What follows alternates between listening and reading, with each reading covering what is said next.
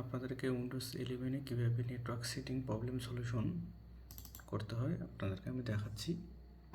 এখান থেকে network and internet এখানে যাবেন, অ্যান্ড এখানে ক্লিক দেবেন। দেওয়ার পর চেঞ্জ অ্যান্ড অ্যাডাপ্টার এখানে ক্লিক দেবেন। দেওয়ার পর এখানে দেখবেন যে নেটওয়ার্ক কানেকশন আমার ঠিকঠাক আছে কিনা।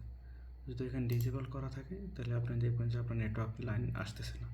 যদি আপনার এখানে ইনেবল করা থাকে তাহলে দেখবেন আপনার নেটওয়ার্ক লাইন অটোমেটিকলি চলে আসবে। দেখুন আমি এখানে আমাদের লাইন চলে আসছে। তাহলে দেখবেন ইন্টারনেট কাজ করতেছে। অনেক সময় অনেকজনে ভুল করেন, এখানে ডিসেবল করা থাকে বা এই জন্য আপনারা দেখতেছেন নেট কানেকশন হচ্ছে না বা প্রবলেম হচ্ছে বা বিভিন্ন প্রকার প্রবলেম ফেস করতেছেন। তাহলে আপনারা এখান থেকে একটু ডিসেবল বা ইনেবলটা একটু ঠিক করে নেবেন। তাহলে দেখবেন যে আপনার নেটওয়ার্ক সেটিংটা অটোমেটিকলি ঠিক হয়ে গেছে। ধন্যবাদ।